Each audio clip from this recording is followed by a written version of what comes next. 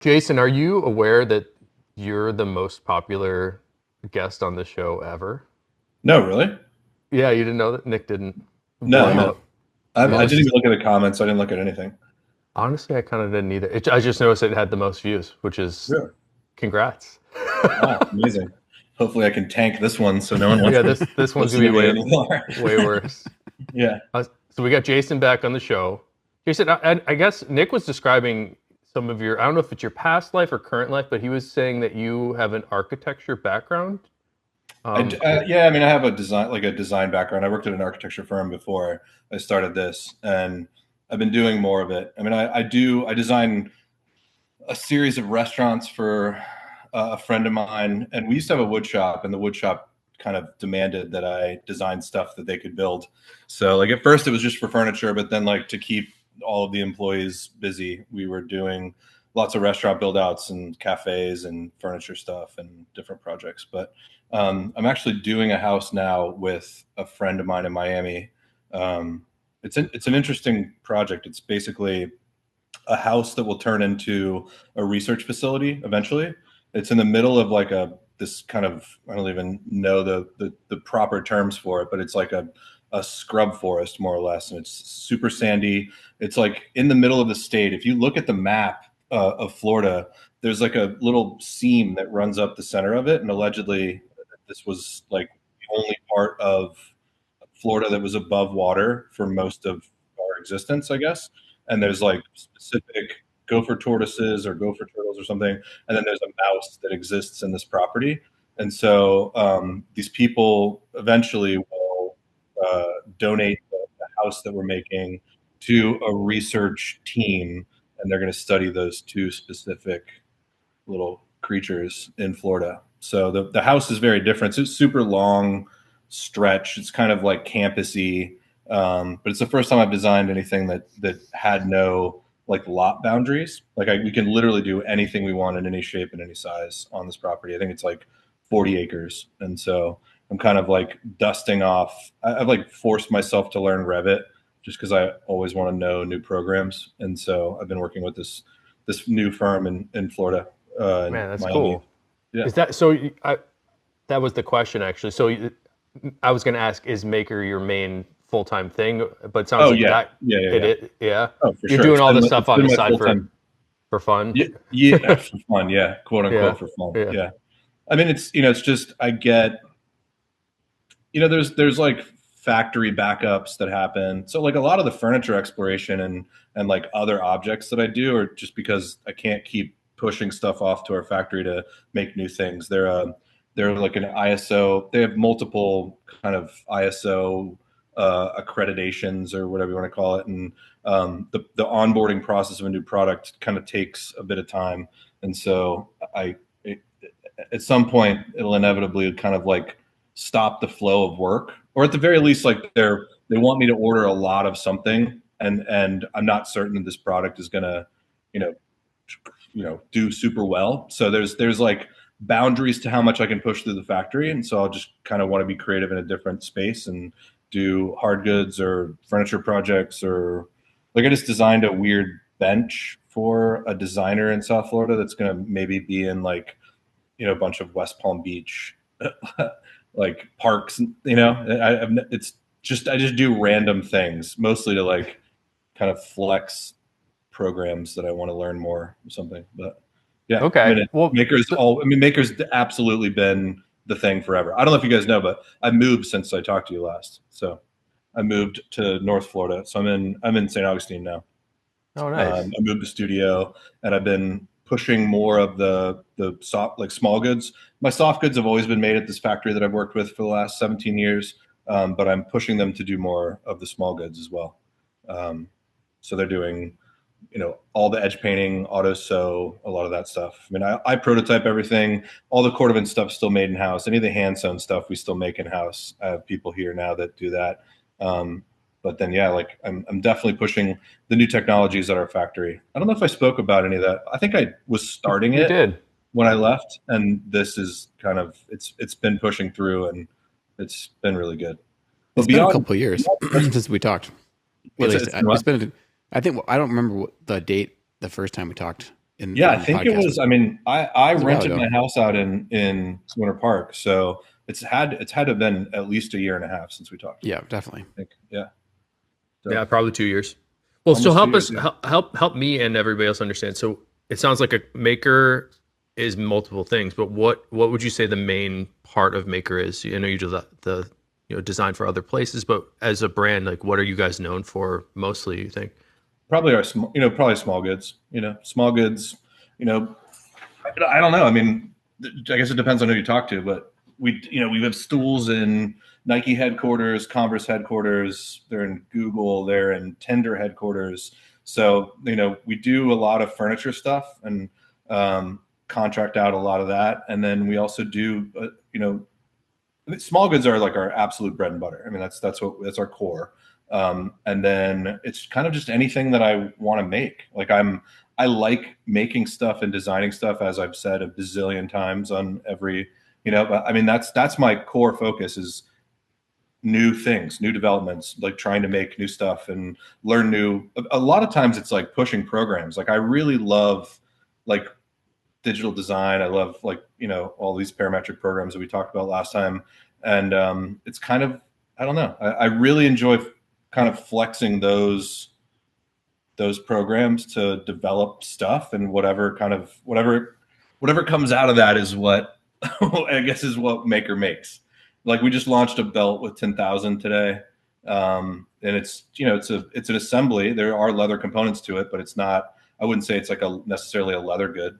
But we do kind of a lot of stuff, which is maybe the lack of focus is kind of like, certain brands, if they do one thing and they can push this and their brand story is this, and then everyone knows them for that thing. But I love to make in every direction, I think. So, yeah. Love it.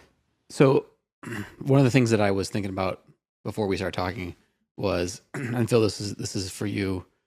This is for you too. And I mean, and I guess I have some experience here too, but there are certain things that people do and like you get some success around them and then people knock them off. Mm-hmm. And there are some pretty specific examples with you guys, like Mm-hmm. wallets that you've done or small other goods that you've done where people just look at them like, oh, he's selling a bunch of those. Like, let's just copy that and then just like put a different name on it and like say that it's ours. Mm-hmm. And like, I know how I feel about that in terms, it's a little different for me because of what we do is a little bit different, but do you experience that in the furniture space too? Or is that a leather goods only phenomenon? I mean, I don't know. I think furniture is a little, like, the barrier to entry is a little more challenging with furniture and with those types of things. You really have to, I mean, to rip someone off, you can buy something, reverse it, cut it apart, reverse engineer it, and have something done from like, Tandy leather stuff in an afternoon, and if you decide you want to make stuff and you want to sell it and that's your focus, then yeah, I mean, I think a lot of people do that. I think a lot of people want to have business. A lot of people want to do a lot of things before they're actually capable or even should do them. And I think that's one of those examples where they just want to have a business. I want to make money. I want to make this thing. I want to focus on this thing and craft it and be my own boss. And I think the impetus for all of that it is just from a completely different place than what I'm trying to do. I mean, it was always like, I want to make objects in some way. I mean, it was always patterning, and I think that for some people, it's really I just want to have a business and I just want to make money and do this thing.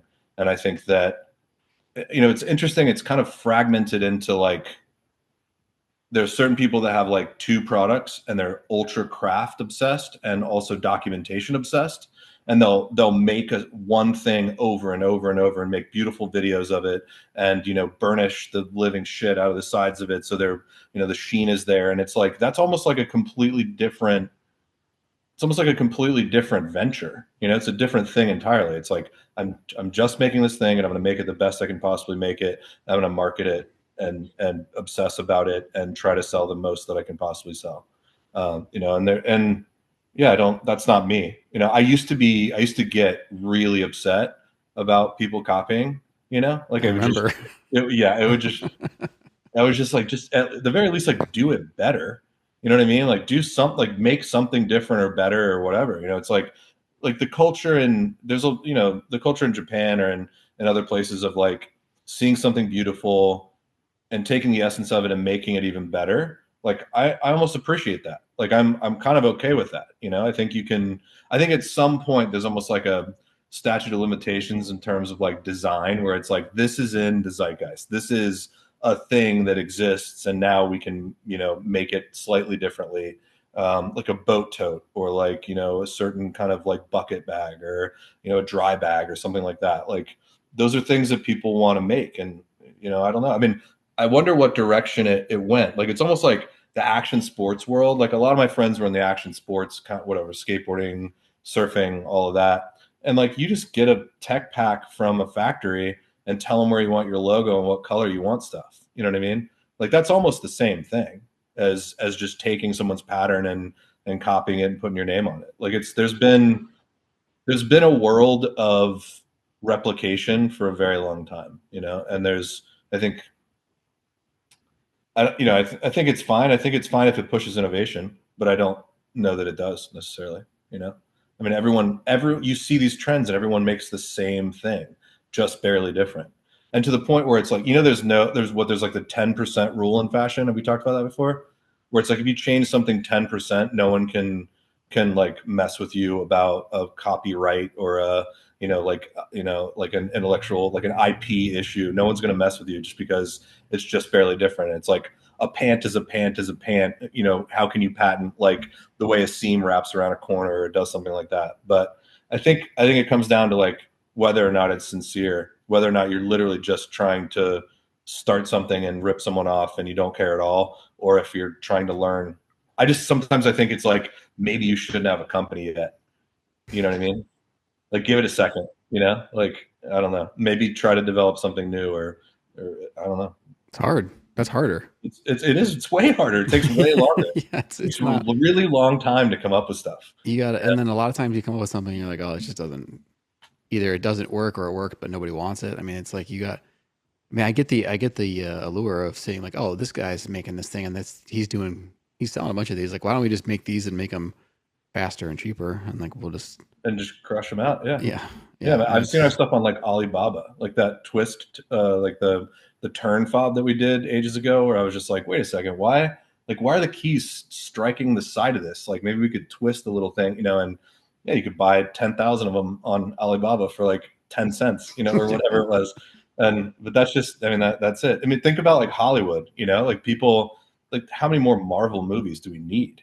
And like the reason they're doing it is because they're like, we're pretty sure these sell. We're not going to waste our time or money developing something new and having it fail. And I think that's like the equivalent of kind of ripping someone off. It's just like doing your best to assure that there will be some semblance of profitability in the future for this endeavor that you're going down.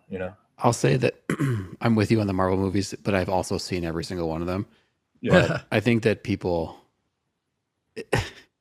I think that the overall intelligence of the world is going to have to increase significantly before Marvel movies go away. I don't and I'm not care saying who that that they're bad, offends. but there's just so many remakes. You know what I mean? Yeah, like no, everything's a remake. Marvel's great. I mean, they dump a bunch of money into it, but they know that there's a certain kind of like demographic that's obsessed with that universe, and that's awesome. And they're going to spend all their money on that rather than trying to make something like challenging for the public. You know what I mean? Yeah, I agree. When you start to look at those, like watch every Marvel movie in chronological order, and it's like, okay, do you have 17 weeks to start watching movies because there's so many of them. Yeah, we did at one point. I'm glad we don't anymore. Yeah. That could have been a pandemic task, just to organize and watch every one. That's someone's job. Someone wrote an article on that. Did they really? I don't know. I'm just guessing. I'm just assuming that someone out there on some blog somewhere spent a bunch of time about what order, why this one should come before that one or after this one. And I'm sure a bunch of nerds argued about it. Yeah. But yeah, the copying thing, I mean, it drives me nuts. But I just don't pay attention anymore. Or I try to do stuff that's so annoying to build that no one wants to do it. That's better. That's a better plan, yeah. And that's where I got, but then it's almost like stuff takes too long. like those crazy keychains that we make are like really challenging to put together. I don't know if you paid attention to them, but they're two loops in the center. I mean, the whole point of it was I couldn't find hardware that matched the custom snap hooks that we made. And so I didn't want to have like any rivets like we had done before. And I just wanted to, you know, there's as both of you know, there's tons of scraps. There's tons of expensive cordovan that can't be made into larger things. And I was sitting on a bunch of scraps and I was like, well, I should try to figure something out. But yeah, I mean, it's a really challenging build. So it's two pieces in the center and then two outer shells that link together, and you basically sew through the entire body of the keychain back and forth to kind of lock everything into place. And it just looks like a pretty simple thing, but it's ultra complicated. Now that I've told people, I don't even think people would want to do it if they know how to make it. You know, it's just like a challenging build. Yeah, I'm not sure. I know. Oh yeah, no, I know. Yeah, the loop, the loop key fob. Yeah. Loop key fob and loop keychain. Yeah, they're both like way more complicated than you would imagine. And I mean, imagine trying again. You've got a loosely stitched center, almost like infinity loop, and you've got these two asymmetrical shells that wrap around, and you're catching all of the pieces. You're avoiding the interior stitches and catching each one of the holes all the way across. So both sides end up looking like they've been stitched down the two sides, but there's like a web of stitch across the entire body, like captured within those two pieces, you know. And then there's like, I don't know if you've seen the landscape. There's like the 50/50 wallet is like the flap wallet mixed with this like it's called like a loop landscape. I was obsessed with this idea of loops and of like almost like a French seam. Like a French seam, you know, in a pocket, you can't really see the stitching. It's not like top stitched. It's caught in such a way that it looks almost like a round, impossible pocket. And so that was the goal with that loop keychain, and then with the loop landscape or that landscape card holder, it's actually sewn. So there are two panels. The outer piece is sewn into a cylinder, and then when you mate the two center parts, it basically closes and conceals the stitches on the sides.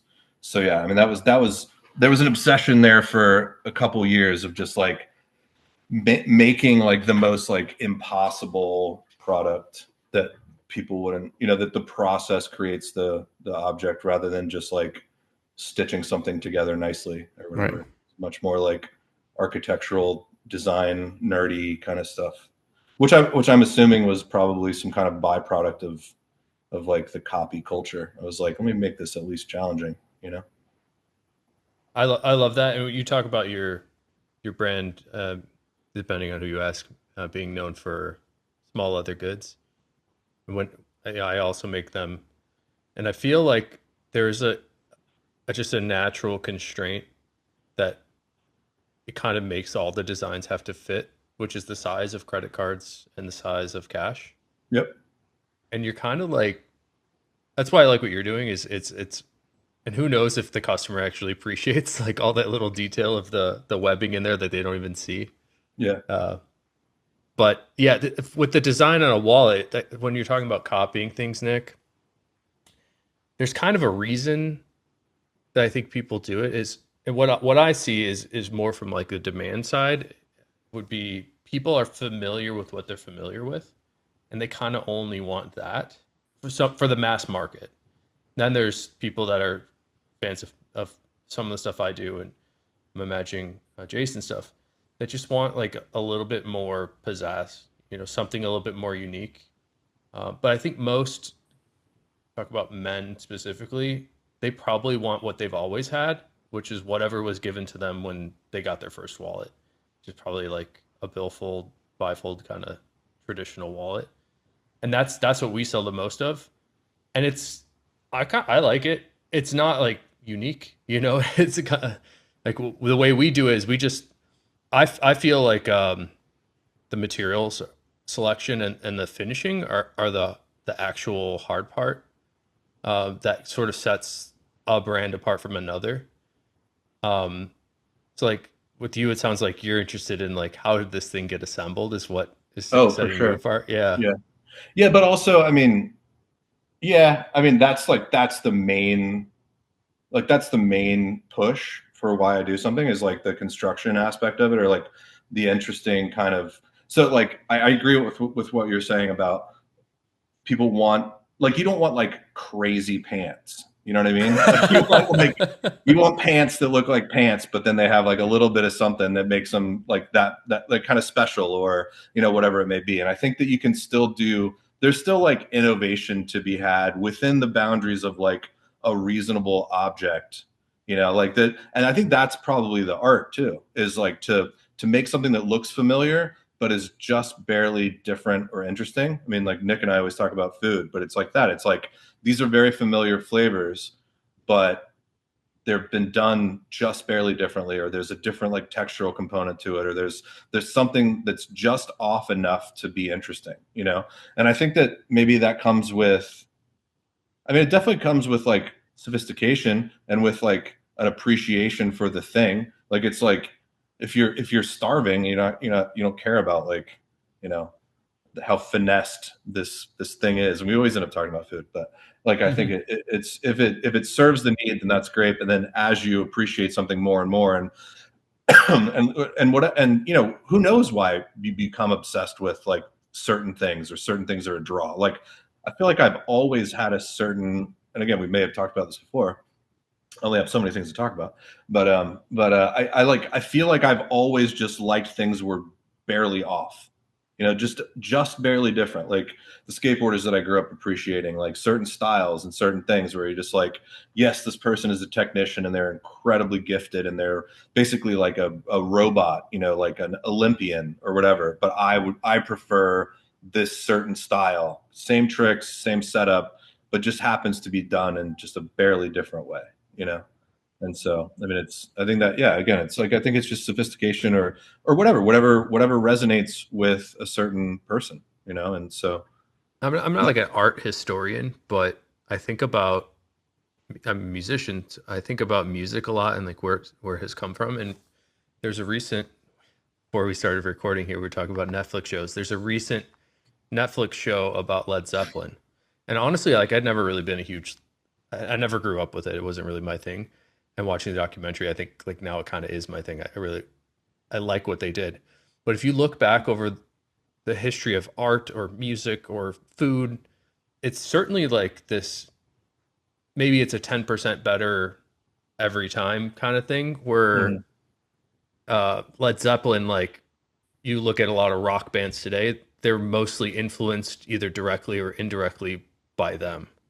And Led Zeppelin was influenced by somebody else. And right. They were Did they almost rip off an entire record or something? Isn't that most like, of their music? Yeah, is like heavily like, influenced. I forget the.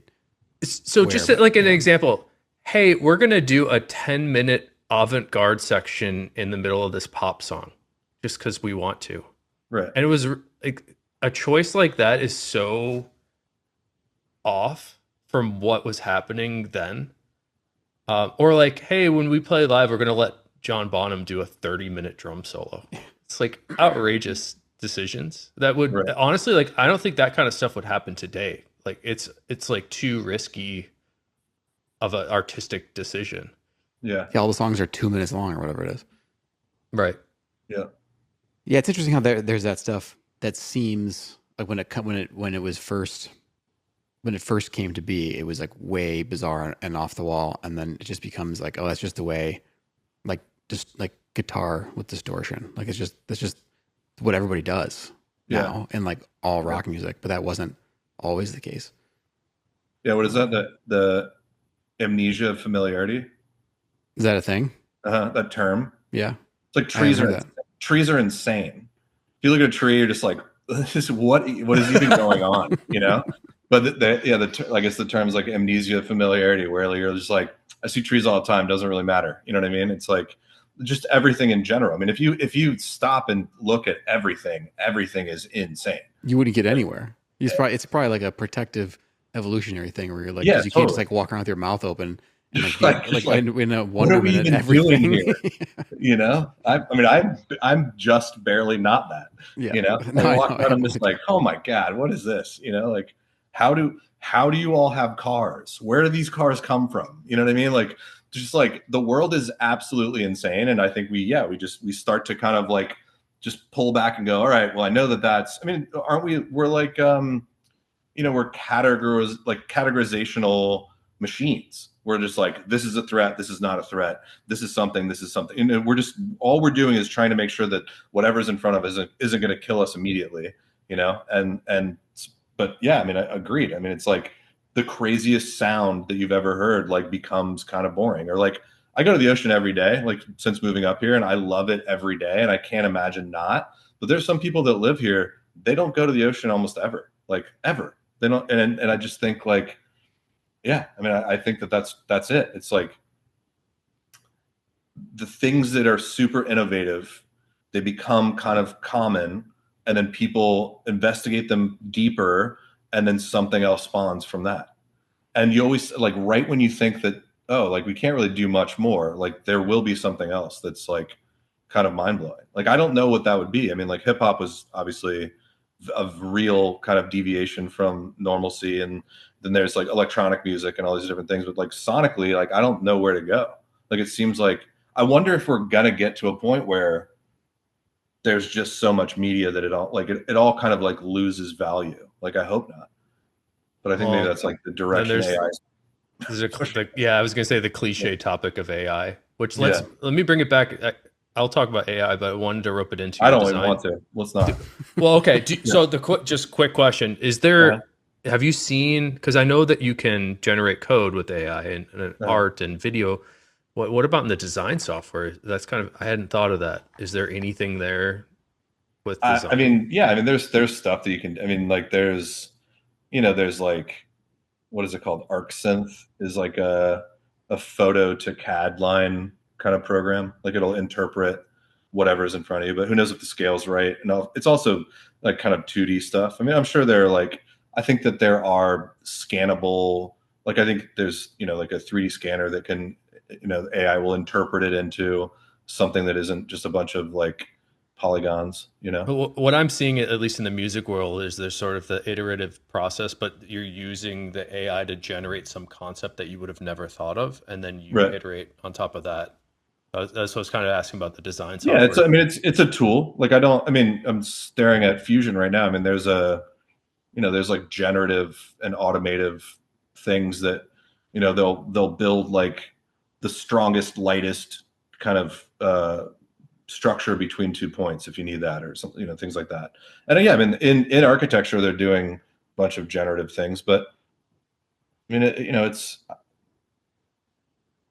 I'm sure we'll get somewhere that's interesting, and it's a cool representation of, I mean, the video stuff's insane, obviously, but it's all like incredibly derivative, like all the things that are that are popping, it'd be like a NBA or like Star or something that's like drawn like Disney, or like, I mean, those were kind of older examples, but like, if you've got a bunch of inputs and exactly a style of something, like a style of Pixar, and then you've got a someone that's been photographed a million times, it's not a big leap to be able to generate that digitally in a certain style. I mean, it's, again, all like incredibly derivative stuff, but I don't know. I mean, it could, who knows?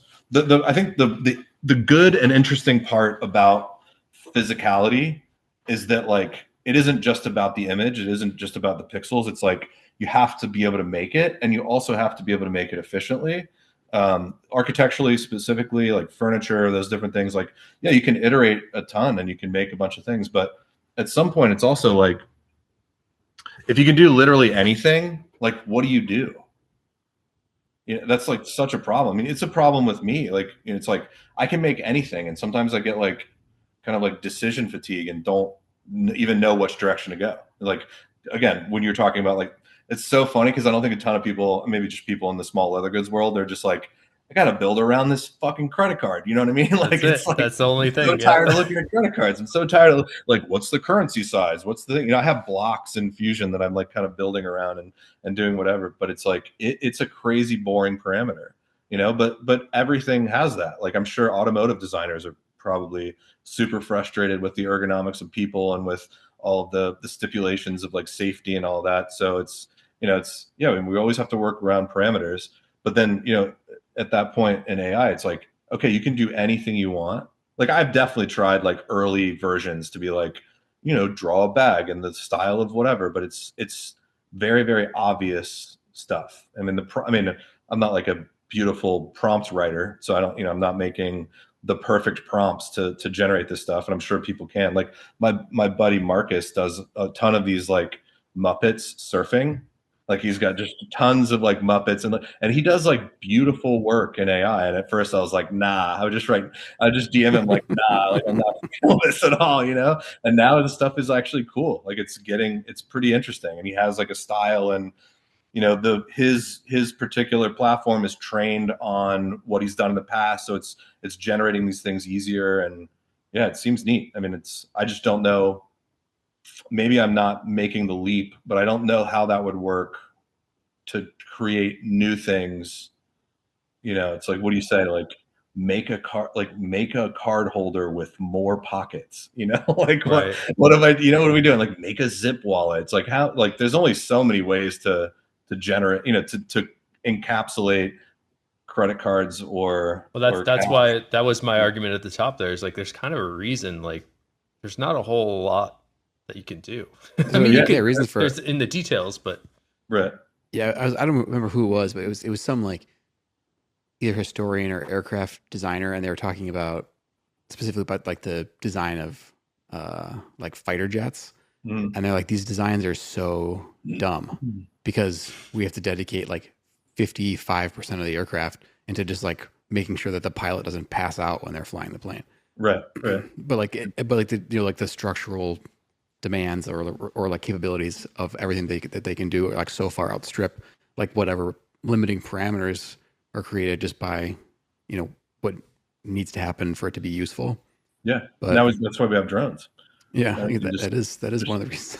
Yeah, but yeah, I think that it's interesting because if you think about there's two directions you can go. You can go with like new stuff where you can go efficient and repeatable, which is like high volume stuff, or you can just go the other direction, which is just like make it as complicated as possible. Mm-hmm. Which like watches come to my mind. It's like there's only one of these, and it took some guy 17 weeks to build this thing, and he put this together like in his basement in Switzerland, and it's the only place with the right humidity to do this whatever complication. Right. And it's and everything in between, I think is like starts to sort of fall away. Mm-hmm. And you get where people start to gravitate towards one end or the other, and the stuff that's balanced, for better or for worse, seems to not be as appealing. Maybe. Yeah. But I do think even within that, like that spectrum or that gradient, there are people that are one, like maybe don't have, like he was saying that he wasn't like an art, historian or whatever, but it's like some people don't know the beginnings of certain things, and the essence of the design hits them no matter if it's from the originator or not. And it's just like the design itself is what is appealing. And so they come online to someone that may be copied, but then, you never know where it is. I mean, there's like, again, it's like the producer and the reason for production is so varied, but then so is the customer and the reason for their interest in that. Like, so the watchmaker, you know what I mean? You have to have a specific interest and income to kind of appreciate that thing, but some people still want to, tell the time. And so they're going to gravitate towards something else. And it's like, I think that there is like, I'm kind of, maybe said this last time too. It's like, I'm kind of anti-lux in a weird way. Like, like I gravitate towards things that aren't like luxurious for luxury's sake for some reason. Like I think there's the right amount of like, it's hard for me to want to make a full leather bag, and I don't really know why. Like, it's kind of goofy, like that I don't, but it's like, it's almost like it's too much of something. Like it's too much of an animal, like in one place or something. But Speak for yourself. Yeah, I know.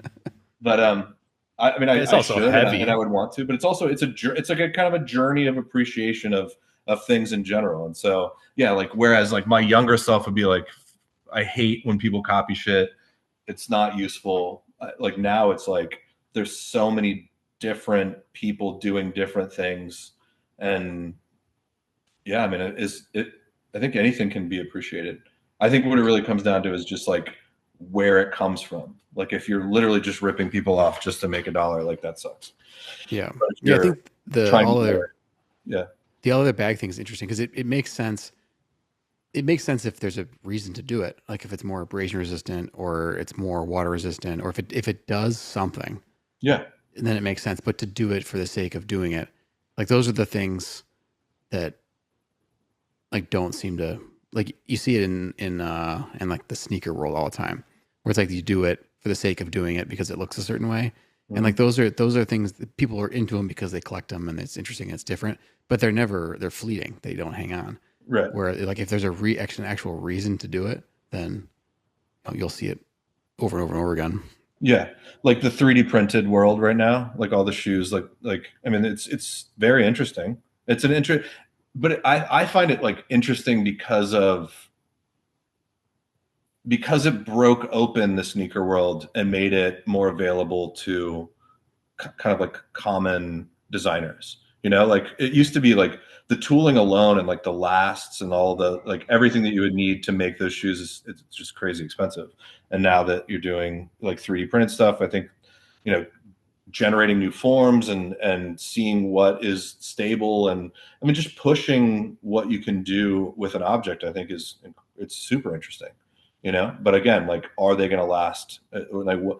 It's crazy, the shoes that people love and that last kind of the longest. I mean, the form factors are not that different, you know. I mean, like all the new bonding stuff is obviously crazy innovations, but I really wonder if that's like efficiency and like you know, and being able to construct something with just like mostly adhesives and like making a really beautiful contoured shoe, like probably really quick. I mean, like completely removing like stitching on a lot of these shoes, like and just doing bonding and everything.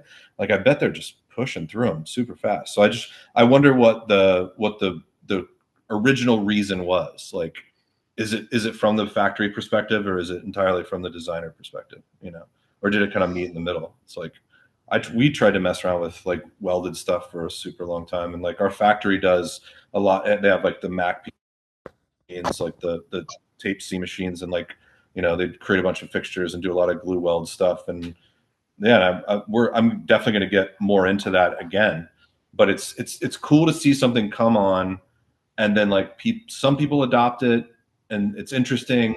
And then once the factories really get involved, like all the auto sew stuff that we're doing now, like a majority of like the production is on these auto sews. So what used to take a ton of time to program and kind of organize now is like leading the factory because it really reduces error a ton, you know.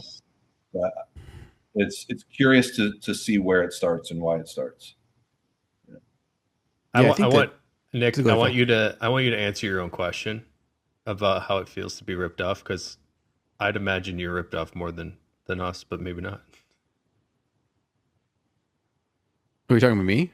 Yeah. I thought you were Yeah. talking to Jason. I was like, here You we go, Jason. specifically. No. Uh, Also, maybe we depends on just define ripped off. Like, what does that mean? I get if someone is trying to make a direct replacement for what you're doing and can go to the person that would buy your product and offer it to them as a substitute, that is ripping it off. I mean, if it's different and if it's you know, if it's not as good and it's cheaper, or if it's significantly more expensive and it's better. I mean, like maybe the argument is that it's not the same, but if you go to someone and say this is exactly the same and it's, you know, it's this much cheaper, you should buy it from us. Like that feels like someone's copying you. But I mean, product? also, What product? Who's doing this and what product? Is it Cordovan specifically, or Call them out, Nick. you don't have to, you don't have to call the names of the if you don't want to, but I'm just curious who's, you know, like what product? Chrome Excel? Or I mean, just any of all of them, like any just of like all of them, yeah, yeah. like you know, Cordovan, Chrome Excel, football, like basically constantly, and you know, anything that we get that goes into like any kind of larger for us program. I mean, people know that it takes us a long time to make things, and we put a lot of care into it. So it tends to be expensive in Right. the like in the world. So people are like, "Oh, we can do something that looks just like that." It's For the such a first, natural economic force. yeah, for the first 10, for the first 10 minutes you wear it, and then it's going to fall apart. But if it's enough time to get the customer to buy it, then maybe someone will buy it. But it's like you just said, Phil. It's like that's a normal part of business. Like there's a we went. I'm not going to say who or when or what, but we went through it like in the last couple of years, where it's like this is a direct replacement for this product, so you can just buy it from us and we can give it to you. We can supply it faster and it's like a little bit cheaper. So you should just buy from us. And everyone's like, okay, let's try it. And, and then people are like, oh, this stuff looks pretty good. Like on the shelf, like, the photos are not so bad. But then you get into like a year of wearing it and you're like, oh, it's not really the same. It's just not the same thing. It's not, I'm not saying that it's necessarily bad, but to go in and say like, this is the same thing is not the right, it's not the right. Yeah. Not the right move. But how do you think they're doing it? Are they touring the facility and taking notes, or are they reverse engineering, or are they like how do you I mean, it's a look. I mean, it's like when you're talking about a pull-up leather, like you just it's a brown oil tan pull-up. It's like, well, how can we make it look like this? And then there are different combinations, and you try different things, and there are a lot of different ways to make things look a certain way, but with leather specifically, it really matters about what you've done, like what's in it. I mean, if you want to talk about how something's going to last, past a few months, then you really have to think about like what's the substance of it, like what have you put into it, how long has it taken, have you carefully dried it and trimmed it and like done all the things that you're supposed to do in order to make it the way that it needs to be to last a long time, or have you just rushed it? And there are cases. And there are arguments to do it both ways, but I don't know. I think you're further ahead than me, Jason, because sometimes there are some days where I'm like, what the fuck is this going? Like, this bothers me so much. And other days where I'm just like, like if someone wants the good version, then they know, or if someone really cares, they'll buy both and they'll decide for themselves, or they'll do some research or whatever. But there's a reason it's that expensive, and there's a reason they can't make it the same way. They're not going to make it that expensive. Right. Well, it's a pain. It's annoying to make it that way. It takes a long time. And it's like, there's a reason that people have stopped doing a lot of things that we do. Cause it's labor intensive and it's annoying. And there's a lot of chances to screw it up. Right. Like there's a lot of different ways to mess it up. Do you think, what do you think about, like, have you seen these kind of like I don't even know what you would call it, like pulverized kind of scrap, kind of reconstituted, like eco leathers, or like they call it like fly leather. Nike did one where they did like factory scraps and then like rebonded it, and like those kind of things. Like obviously dealing with hides is kind of, it's an art. I would say it is annoying to properly cut something through. And that's another thing at our factory. There's the cutting system that we use has a thing called Mind, where it just does like basically a capture of the hide itself and auto populates the parts. It's like nothing particularly new, but like, part of that whatever you want to call the kind of like bonded fake leather or like recycled leather thing is that it comes in like sheet goods or roll goods or something like that, and it's like so much easier to use or to make. Do you think that, if you see the direction of footwear, like everything seems somewhat synthetic, like a lot of stuff seems like corrected at the very least, but synthetic for sure, maybe in the sportswear kind of realm. I wonder if like we'll ever get away from natural stuff, Yeah, I don't know. I think that the bonded leather thing is not new. I mean, it's like it's only as good as whatever the substrate, or whatever like the bonding material is. Like if it's a resin or an acrylic, or if it's. But it doesn't ever fold nice. Have you noticed it? Like it always just it's kind plastic. Of plastic. Right, I know. Yeah. I mean, I'm not even saying that. I'm saying like like the actual like pulped, it's almost like a cork material. Yeah. And then they coat it with something. That stuff just like absolutely falls flat. Yeah, Like, no, it's not. The only times I've seen it be successful is like when it's almost like a backer for like a polyurethane or a composite surface. right. Yeah. And then but then it's like does it even really need to be there, or it's just providing bounce or texture or something, but it could be something else. It's like it's almost there because it's a recycled material, and maybe there's a cost reason to do it. Uh-huh. So I've seen it gets used there, and then it gets used in shoes too.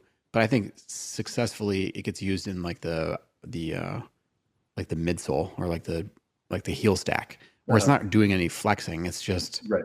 Building up. it's taking up space basically, and it's the Mhm. right color. And actually, in a lot of times, those less leather like characteristics can be beneficial because it's not as porous, so it's not going to take on water the same way. Uh-huh. So, but it still has some moisture transfer wicking properties. So, like Right. in those situations, I think it makes sense because you've got leather in it in a leather product, and then you're getting some of the characteristics and the performance that you want out of it. But I Right. think it's I'm seeing more on like the non-leather base stuff, like the mycelium and like Uh-huh. the mushroom stuff. I think And is more. Microworks, Hermes did stuff with it. That stuff's Yeah, pretty interesting. Yeah. yeah. It's just It seems it's like it's just got more like long grain fibers that like yeah. give it more balance, It's still garbage though at the moment. No, right. Fully. It doesn't have.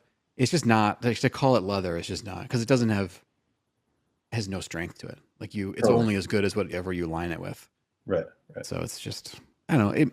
I think that people are putting a lot of time and energy into it, and I think it's interesting that you can grow it but I don't think it's to say like, oh, this is replacing all of our leather with Right. mushroom I think leather. Jason, I think you're going to see the opposite, and I'm I mean, seeing it. that's my opinion too. Yeah. Yeah, I think Yeah. you have this digital. I've for years now. I've been seeing a lot of my customers are, digital natives or whatever they're called. They basically No, work all digital day on nomads. the digital nomads. Like they Yeah. exist in Sure. front of a computer like I am right now, like Uh-huh. most of the day, and they're thirsty for anything real. Mhm. So that's why they come to the an aniline finished leather with where it looks like a real thing or wood. And I think that the even more obvious answer is just like we were saying and concluded before. It's like a natural economic factor. Like there's still homes being made out of wood and shoes being made out of leather. I think eventually there would be such low demand for leather that the price would be so low that people start making leather stuff again, and then the cycle repeats. Sure. Yeah. I think It it's happens. always like this It's kind always of thing. like fluctuating. Yeah.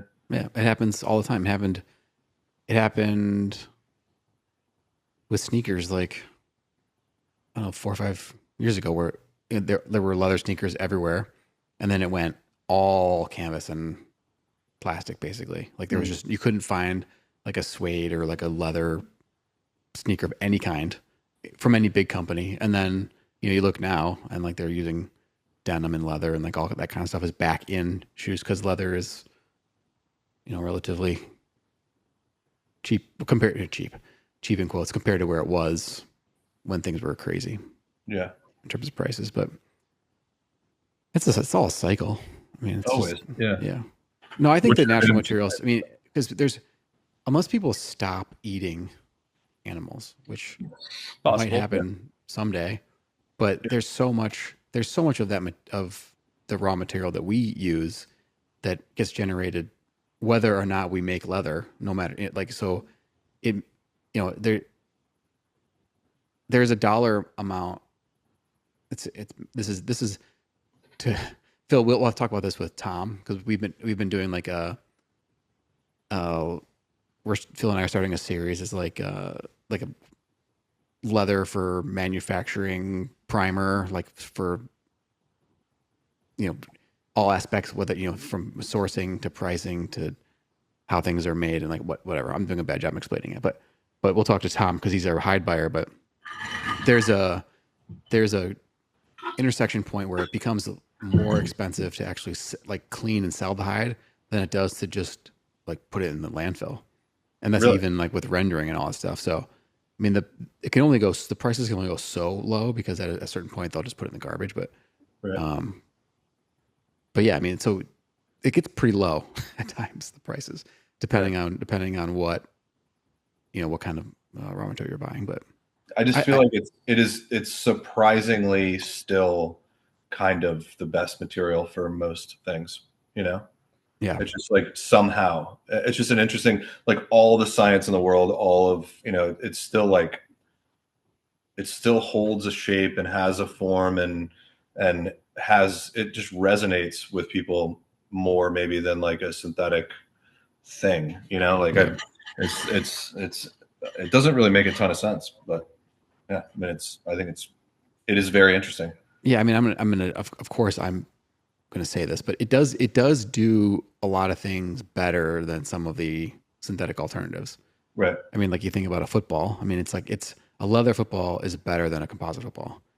I mean, maybe not if you play with it in the rain for 2 hours, but it might get heavy, but it uh, still wicks moisture better, and it it's just I mean, it's just better. yeah. It's more abrasion resistant. I mean, there's a lot of compelling reasons that the leather footballs are still the main Right. Yeah. thing, and that's an easier example. But Yeah, I We were wonder talking where.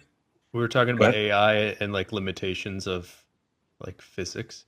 I was wondering too, like maybe it made me kind of think about the chemistry in leather. I think that's been solved. Like I don't think AI is going to come in and say like here's the perfect formulation because I think they kind of solved like the performance thing with chrome tanning because the way your tanner was describing to me, Nick, is there's only so many bonding sites for the molecules, and the chrome does all of them. So I think it's like done. Like they kind of solved the limit for strength. That sound about right? Or do you think there's like a limit that hasn't been reached yet with leather no, I performance? think that I think that's a harder question to answer. I think that the thing that changes the most are that people decide, or the world decides, or whoever decides that you shouldn't use certain things when you're making stuff. Like, oh, you shouldn't use more than X many pounds of salt when you're making something. Well, if we use that much, it like the leather lasts longer. So, like, Mhm. do you want us to use less salt because we have to treat the water a little bit more, or do you want us to use more salt because so your shoes will last like 10 years longer? Like, which one's more important? And like, Yeah. I mean, how do you know? But that I mean that happens with dyes and different tanning agents all the time, where it's like either the manufacturing of the component part is too demanding, or the impact of manufacturing that is not the perceived value uh, is not as high as the cost. So they say we're not gonna make solvent based finishes anymore. Like the environmental impact outweighs the benefit of the beautiful colors that we get that last longer, that are more color fast, which is understandable. But which and that's an easier one because those solvent based finishes were not So hold great. on, is that a governmental thing or is that an industry demand? It's a regulatory thing. Yeah, Like the federal it they depends on where you are. I mean, well, it could local be. I law or mean, for the tanning industry, usually those changes are driven by certain parts of the world.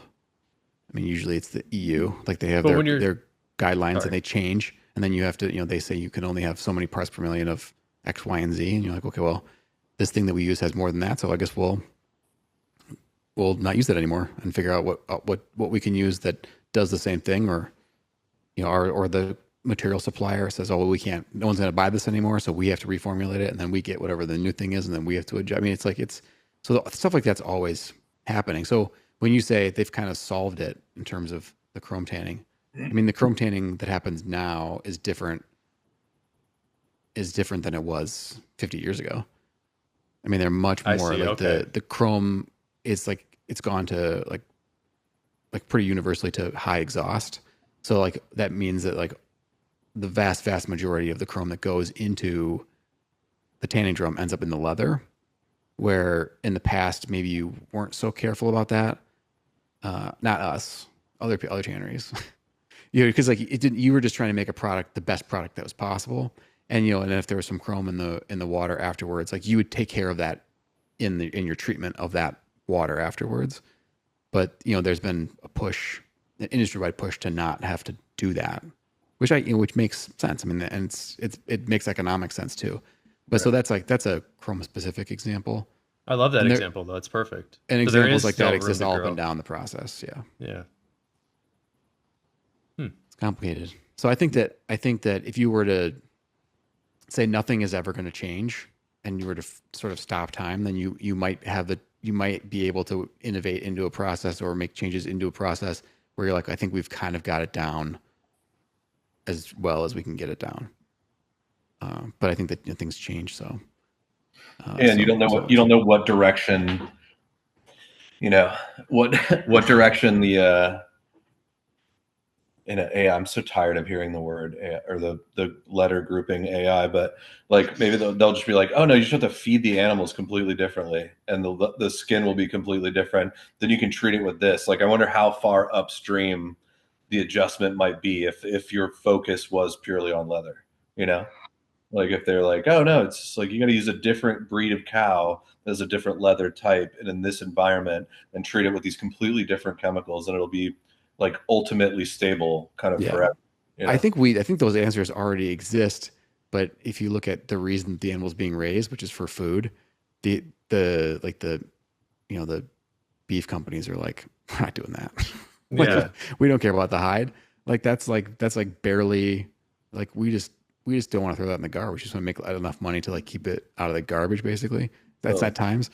So they're not thinking about that. They're thinking about like, how can we get as much prime choice, select whatever product mix they're after. Byproduct of it. Yeah. Fortunately or unfortunately. And I think that, I mean,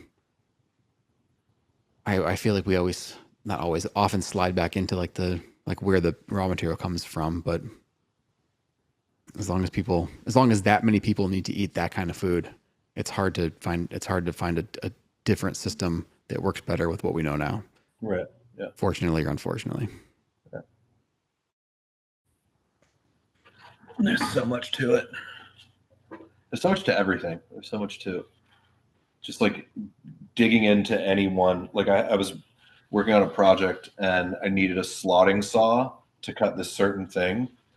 And I talked to this man for just like 2 hours about the different teeth variation on a saw and how it pushes out one way or the other, or the bridges that you build to, once it heats up, then it starts to kind of wobble, or all these different things. But it's just like people have spent so much time on everything, like on every single thing. Like I didn't know half of what you were just discussing about, even just like paste base versus whatever. And then like the exhaust of something, usually basically using up all of the dye so that you're not putting it back into the wastewater or like into a treatment.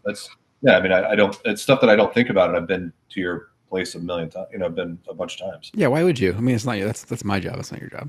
No, I know, but it is still, I mean, it's incredibly interesting. It's a lot. And there's a lot. You can always do it better. I mean, you can always do it better.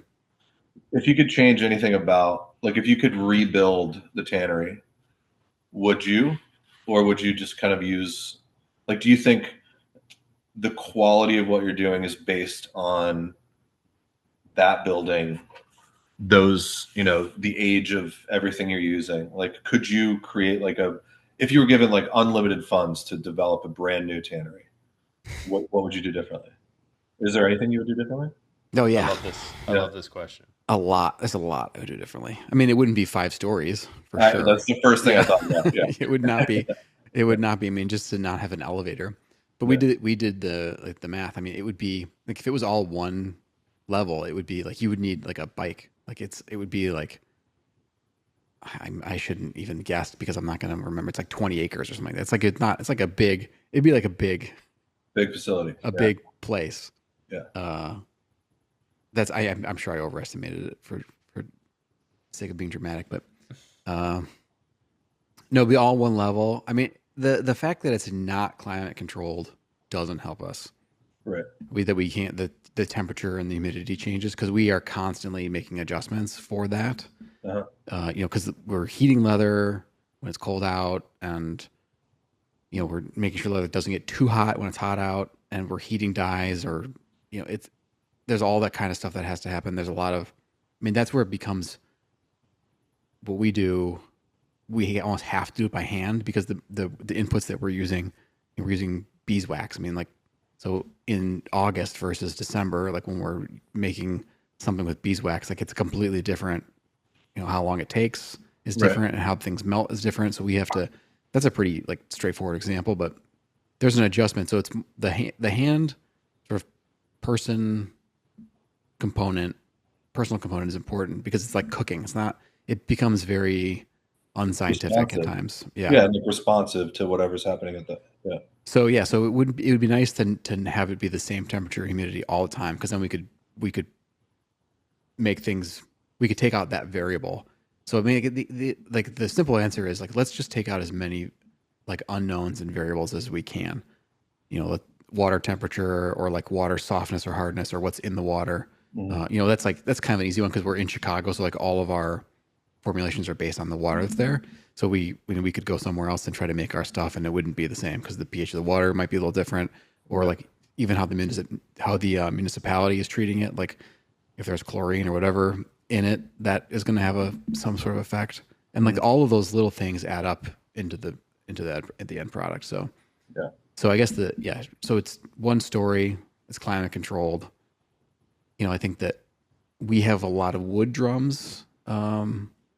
Primarily because we don't have any doors big enough to get in like big, nice stainless steel ones. Mm-hmm. Then the stainless steel ones are a fortune, but so we get them in staves and we put them together, and they work well.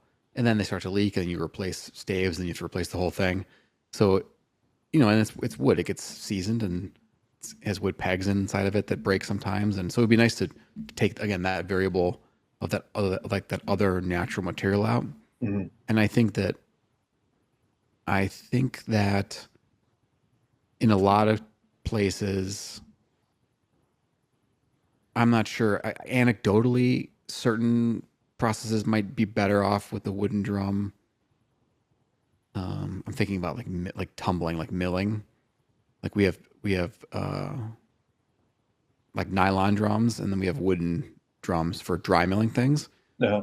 And the nylon drums are very smooth on the inside, so all the action happens. They have shelves, so it's like leather goes up and it sort of falls back on itself, and like that's the action that happens. Yeah. And then the wooden drums, there are these pegs in there, and also the wood itself has more of texture than the nylon. So when you tumble something in the wooden drum, you get a much different effect, to me at least, than you do in the nylon drum. But the nylon drum is much easier to control, much more repeatable. So like that's when we commercialize things, we do them there. But so there are reasons to do things one place or the other, but yeah, I guess those would be the big ones. I got one for you. What was that? I got one for you. Would you go whole hide or side if you were to rebuild the whole thing? For our products, I would probably still stick with sides. Why? Because we can angle things into machines and lay them out better at times. At least that's the conventional. But what about this new tannery? It's all going to be automated. So yeah, well, but so that's not really. But I still wouldn't automate a lot of stuff. But whenever you get whole hide, then you need two people to run every machine instead of one. Right. So you've doubled the amount of people that you need, and then you're working less time but with more people. I don't know. But even like use of end user, like it's challenging to wrangle it, like a whole hide. Even for us, a whole hide, and like dragging the thing around. It's like it'd be crazy. Yeah, and I then think it's embossing premium too. Like whole hide is premium though, right? You can make a couch out of it. Yeah, but we don't do upholstery. If we said we're going to get into the upholstery business, like then we would say we need to get some whole hide. That needs to be a priority to us. But like when we're embossing something, you can put. The idea is like the smaller the piece of leather, the more pressure you put on that, because the machine is pushing down uniformly. And if you're pushing down on, 2 square inches versus 20 square inches, like you're going to put more, you get more pressure. I mean, the idea is the machine is consistent, but it's not, nothing is perfect.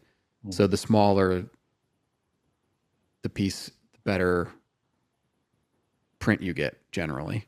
Why not do single shoulders then? Single shoulder. Well, because then you're handling a zillion pieces, and then you've got pattern constraints where you've got your smaller pieces, you can't cut as many things. So there's a reason, like with anything else in the industry. I mean, there's a reason that people work in sides, so half hides and then whole hides. I mean, those are like the options. I mean, if it was better to always do 2 square foot pieces, I mean, people would have moved over to that.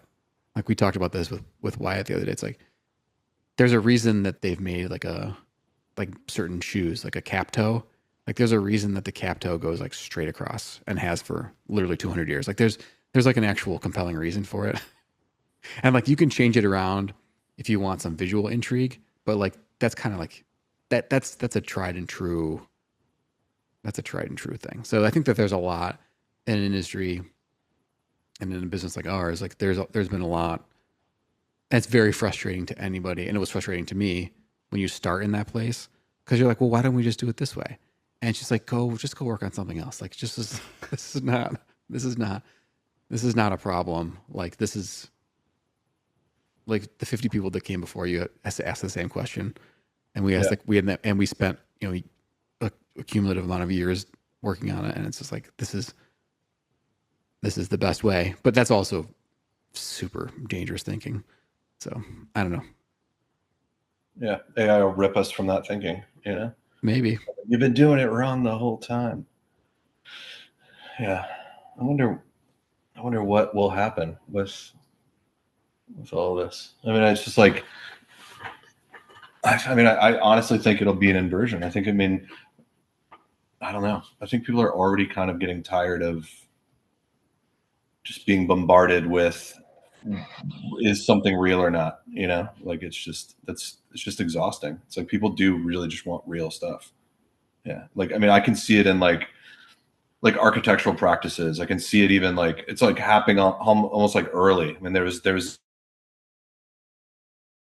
very complicated, like biomorphic forms and like really kind of flexing that ability. And now everyone's just making like, since not everybody obviously, but the people that I really appreciate, like there are firms that are just making ultra simple, like straightforward construction methods. The construction method is in your face, and it's like, this is totally good enough. Like this is beautiful and good. And like, I think that kind of honesty, I mean, like it probably shifts with cultural moments too, like wanting something just simple. And I think, like, I don't know, maybe that's a good thing for objects. I mean, objects are never going to go away. I mean, like maybe architecture is kind of leading that, where it's just like, this needs to be very sincere, very true. And I don't know. But I mean, it's the problem with the microfragmentation of like our entire world. It's like, you say that, I say that, but because that's what I'm into right now. But there are a million people into a million things, and you just, we're talking about like a very specific lane of the world, as if like that's kind of what's going on. But I don't know that is, It's not. Yeah, it's not everywhere. I mean, to go back to food, I mean, food is like a great, because people eat all different kinds of food, and like there are like some restaurants, I'm just like, why would you go and do that? Like, why would you sit there for 6 hours and eat something that like has been dunked in liquid nitrogen for 22 seconds and then shattered against a brick wall? Because I mean, it's interesting because it's interesting, right? But like that's why it's interesting. It's not like it's significantly better than, I don't, that's me though. That's following the line of your architecture thing. It's like, you can see what it is. You have an idea of what it is, and like it's in your face, and like it's there because it works, like not because it's it's convoluted, but it is the flow. I bet we'll get back to that kind of a similar moment in gastronomy at some point, you know, like El Bulli was like massive, obviously. And then like Noma, I went to Noma and it was enjoyable. It was really interesting. You know, I went to a bunch of the restaurants in Denmark. I've been to, I really appreciated that moment in food, and it's obviously still happening, you know, but there are kind of ebbs and flows. And what I think is really beautiful about it, and I think what's really beautiful about anything that is aggressively innovative, is that you can take that obsession and you can pull back and do simple things. You know, like it's like if someone that used to work at Noma is going to have a burger restaurant, their burger is more than likely going to have something interesting about it. Something it's going to have a layer that's a little bit more than just what, you know, the random diner would have. You know, there's like there is something special that can be created from all of that obsessive experimentation. You know, so it's like yeah, I mean, who knows what generating a million different options is going to get you. I mean, maybe if you're an incredible editor, maybe like the next best designer has no drawing skills, no computer skills, just is such a good editor that they'll be able to kind of like isolate what is beautiful about this thing, this collaboration between this technology and them, you know, like, or whatever. I mean, who knows? I mean, maybe the next director it's entirely prompted, and and there's no actors, and there's no like, we're so used to appreciating things for a specific reason that like I wonder how long it'll take for like our software to catch up to what is possible next. You know, like I was listening to a podcast the other day, and they were talking about how, you know, like Neuralink or whatever kind of like, you know, like intrusive technologies like occur, someone that gets it when they're 4 is going to be infinitely better at controlling it, at being able to do anything that they're doing, than someone that, you know, even like a computer scientist that gets it in when they're 30 or something like that. You know what I mean? It's just not, it's not second nature. It's like, it's as soon as it's, you have a life where that was the only option, like people are gonna do things that are, you know, unimaginable, I would assume. Like I just wonder if that's a good direction or not. You know, and I'm sure we're gonna clip a lot of this because this gets boring. You know, the AI component and how we got on that. I mean, but it just seems like that's all anyone's talking about, and I just wonder how much of it is like, you know, almost like a marketing push. Like, did you watch that? Seems real. No, I know it's super real, but I wonder how much of the obsessive interest is to get people more on board so that there is more funding, so that they can get to a place where it actually functions in the way that we need it to. You know, I will take the blame here because I brought it up, but you brought up the software, and I was like, you know, there's got to be some interesting capabilities in the software. So my apologies. Maybe you're right. The AI is prompting the people to spend more time talking about AI so that it can get itself more funding, so that it can develop itself more. Probably. What do you think about, like, I definitely think that the kind of like obsession with self-documentation, like, I don't think that we would have anything close to what we have in terms of like AI if it didn't have such a huge base to pull from, you know? Like, it's so strange that was the thing that was first. It was like, oh no, we got to document every single second of our life. We're going to film everyone from every angle. We're going to have these things in front of us. And that's basically like the feed for this kind of second layer, where it's like, it takes in all of that information, all of that content, and then creates, you know, just that it develops from there. It's just it's the steps that led into it are pretty wild. It's like, what is this is an edited podcast, right? Not this one. Not this one. We're gonna leave all that. No, we're doing. This is good. This is good. At least I'm enjoying it. Yeah. It's a played out topic, but I think it's interesting enough. Yeah, I mean, I wish there were. Yeah, I don't know. I like the nudging. Like, I mean, I think some people would say like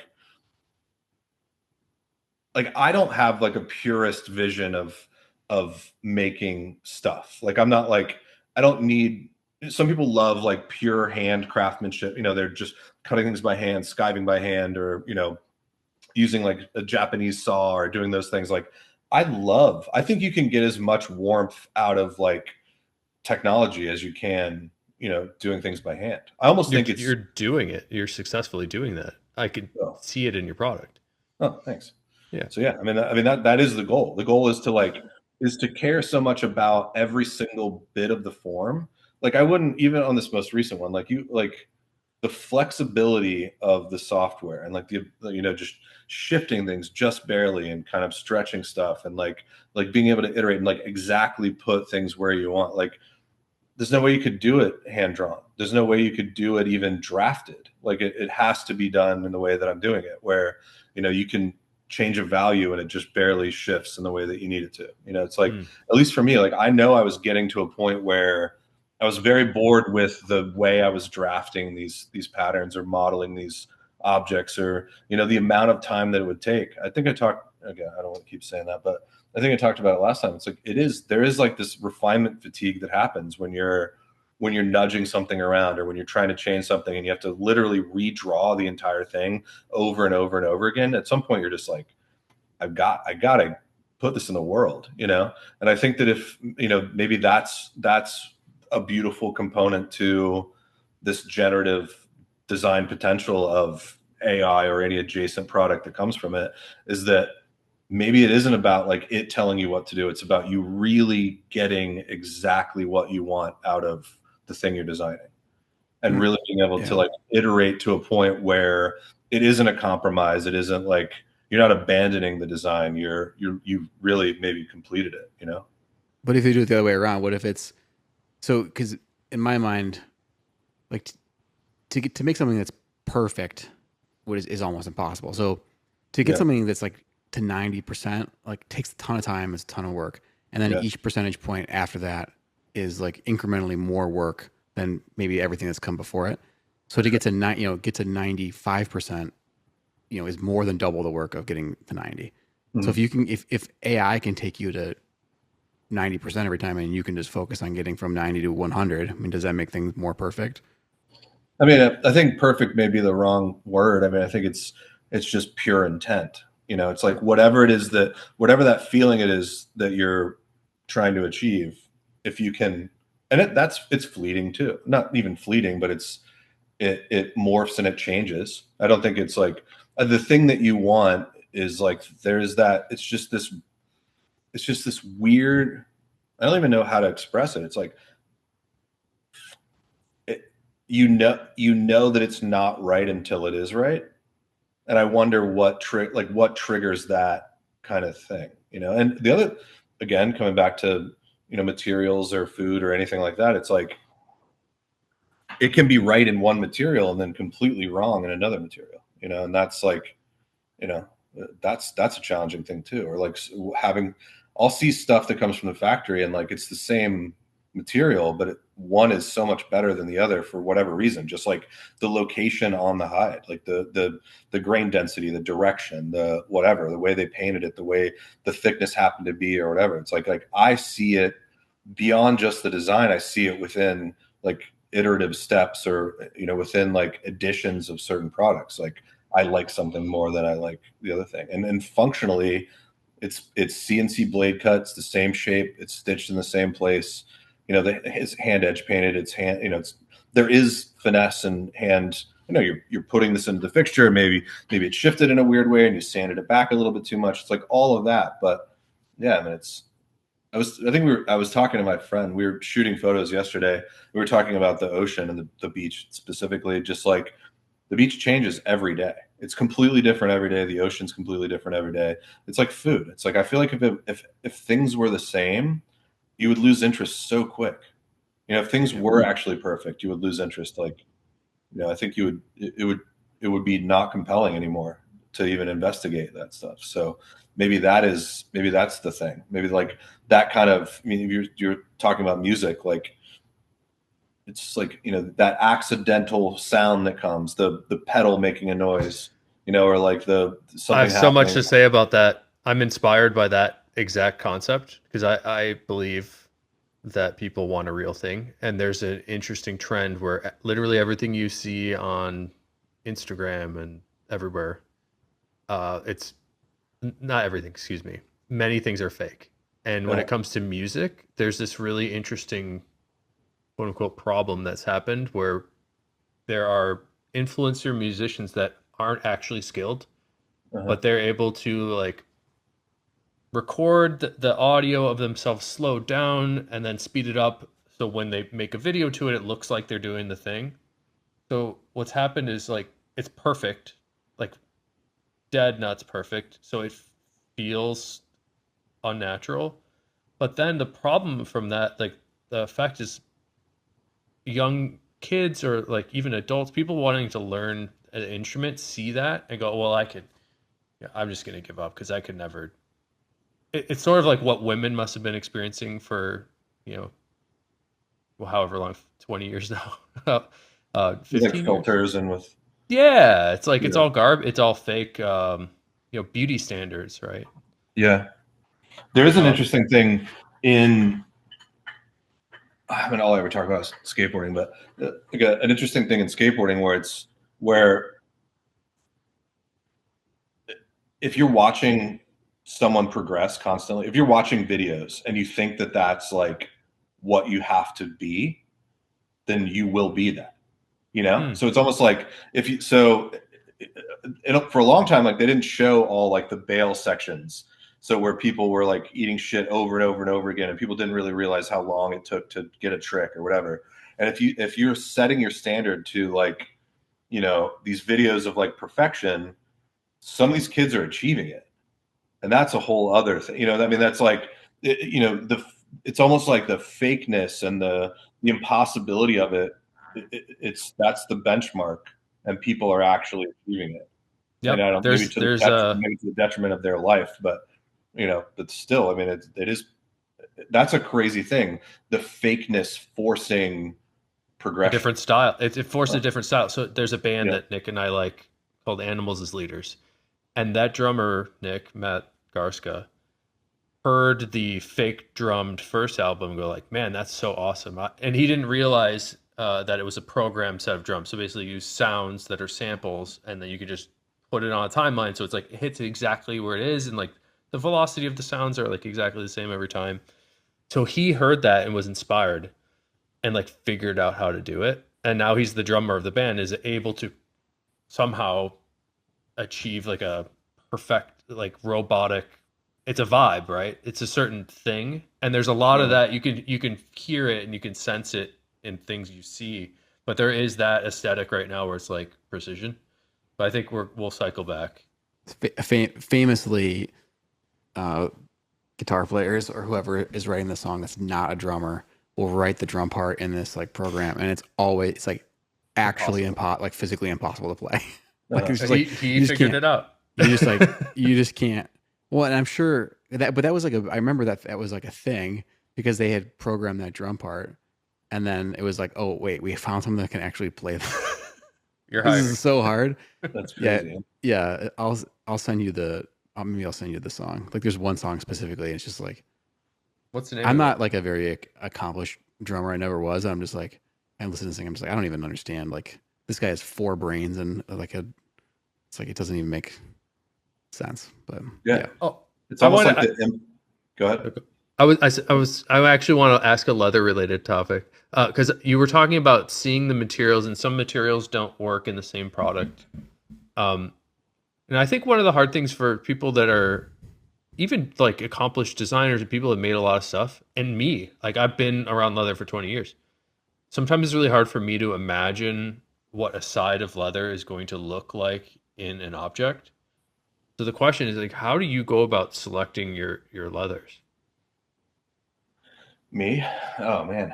I don't think I mean, this is a pathetic thing to say, but like, I mean, let me back up. Like, what you mean? I mean, I'm thinking of this more completely by hand feel.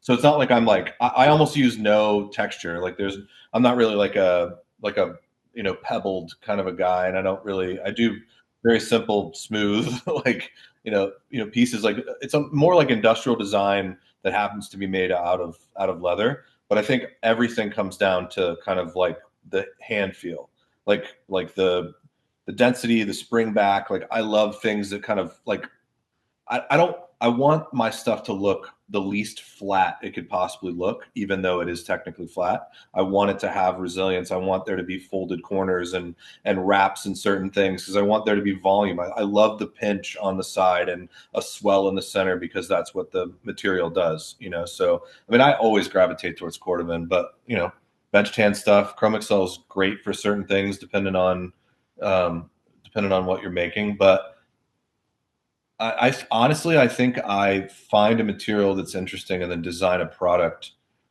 towards it rather than like finding a perfect material for an idea that I have. I think my design process is definitely like it's reactionary. It's like I want to make a certain object, I want to make a certain thing, certain thicknesses and all of that.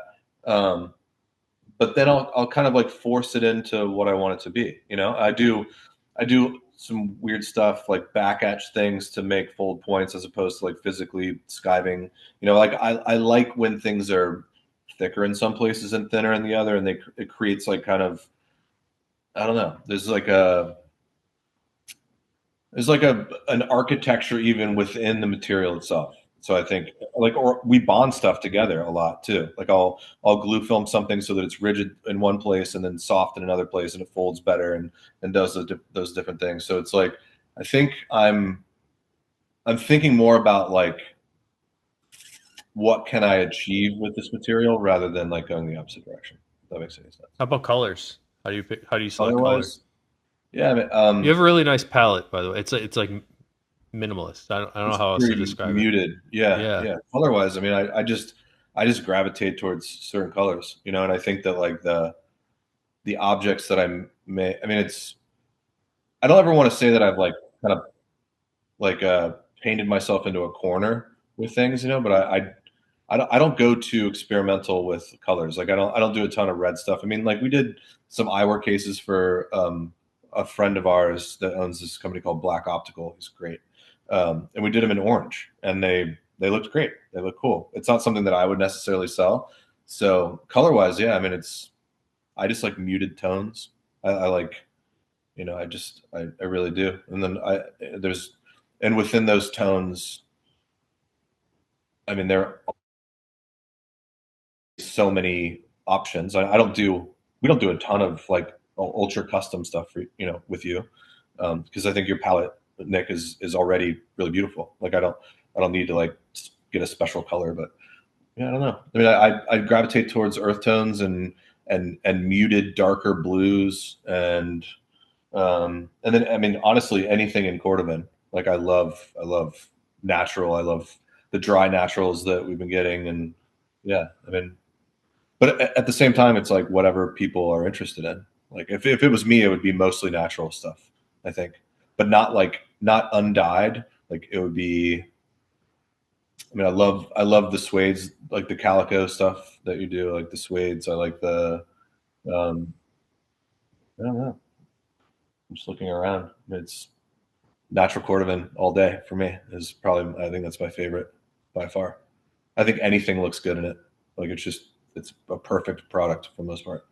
Yeah, and deep navies are really great. And then I love the scrape stuff that we did for a while. It got a little blown out. People like that, the reshapes, but it's a stunning. The green's like a really interesting kind of like off old bronze, like the greens that happen. I think that's probably one of my favorite tones. Yeah, those are cool. Yeah. Hard to work with in some applications. I think wallets are some of the best. Yeah. They split so wild, like this. I don't know if the splitter is not great, but like just the leather. The grain density, it'll just be like, it'll be so totally fine. And then it's like, nope, this is like less than a mil now. And you for the marble stuff specifically? No, just cordovan in general. Yeah. I was gonna say that's the fun part. Yeah, I was thinking perfect garbage. Perfect garbage. Yeah. I was thinking about like technology and like the cutting process, and I was really digging deep into like basically face down cutting and trying to get any. I really wanted to figure out, and I think it would be incredible if this was ever possible, but like full part processing, like on an like on a cutting table, on like a Zund or a Gerber or something like that, where you could cut the parts. And I'm doing certain things like there's these V cutters that are intended for like box cutting. So like basically you miter out the back of something.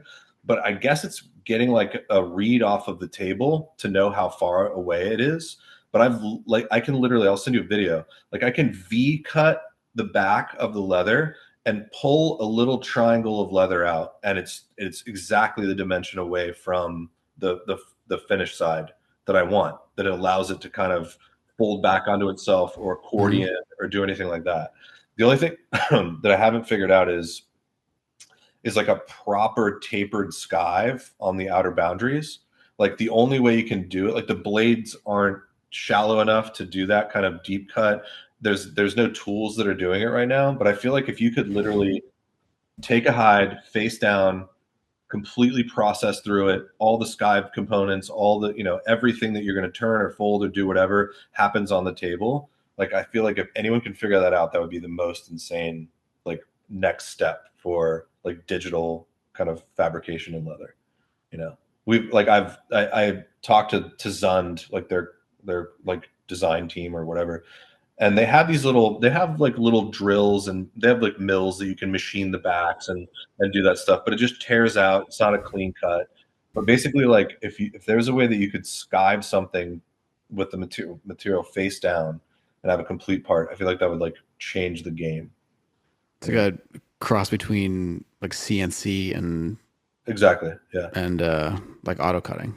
Yeah, I mean, we are doing that, but the CNC, the milling properties of it, the CNC doesn't work that great. Like there was a project that Alexander Taylor guy, did for Adidas. He did a shell toe that was like basically like the form of the shell toe. It was a unibody shoe, and then like the three stripes were machined. I guess the body was machined, and the three stripes were like remnant, top grain. And then the shell toe was top grain, and that's super neat. And but it isn't quite what I'm wanting to do, But it is a mill process, a machine process. Yeah, I just wish there was a way to process through the whole thing. I love that type of thing. Like I would love the idea of like picking something up and having all the things done, throw some glue, fold some stuff, put it together. But yeah, it's just I wonder if we'll ever get there. If you've heard of anyone that can even do that type of thing. I've heard of things getting pretty precise, but not in like such small areas. Right. Like splitting, skiving, like all that stuff has gotten pretty precise. Yeah, like that pattern skiving. Have you ever seen the pattern skive stuff? Where you take like a silicone form and you put it on top of a shape, it kind of registers to the boundaries, and then when you put it in through the splitter, it actually applies more pressure to places cool. Where there's buildup, and it'll remove certain portions. But but you can imagine it's not going to have a sharp edge because it's still pressurized, and there's still like it's just a very gradual. Like it's possible you can do it, but it's not ideal, and it's also like dependent on the density of the leather. I think it works really well on like super soft leather, but not stuff with more body. Mm-hmm. I hadn't heard of that. That's a really neat idea. Yeah, I mean, you can buy them. They're these like silicone mats that have whatever shape you need to skive. You put it on the part and run it through the splitter, and it does a well enough job, but not like really what I'm really trying to do. It's funny, like that's the stuff I love the most. Like the nerdy factory stuff is what I love that. And yeah, I mean, it's just like that's my favorite part, I would say, by far. Good. Yeah. It's the part I know nothing about. Different. It's different. It's all kinds of stuff. Well, this is awesome. I mean, thanks for I know Jason, I know we kept you up late and you were like we almost lost you, and I was like, "You're doing it. You're doing it." I was like, "Fuck! All right, I'll do it." It's not that I didn't want to. It's just like I I got in like a mega cleaning zone at the house, and like I was like just I was just like disjointed, and I was like, I don't know that I want, because I didn't want to do the like my dog's barking and like, you know, I needed to come to the studio, and I just didn't feel like driving back, but I'm glad I did it. Yeah, and I really appreciate it.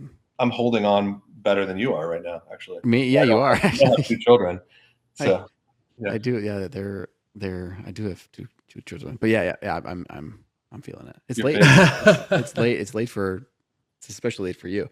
But I'm glad, because we've been trying for more than a couple weeks to get this. To get together, and so I'm glad we were able to do it. Yeah, and if we need to do another one that didn't live up to the previous one, then we do. I was gonna say we got to beat your record. We got to beat the last one. I feel like I learned like another one. I feel like I learned like a ton of stuff from you both times we spoke. So thank you. I just really nerd out. Cool insight. Yeah, I don't have anyone to talk to about any of this stuff. So you can talk to anyone, and they just trail off. They're just like, "What? Oh, okay, never mind."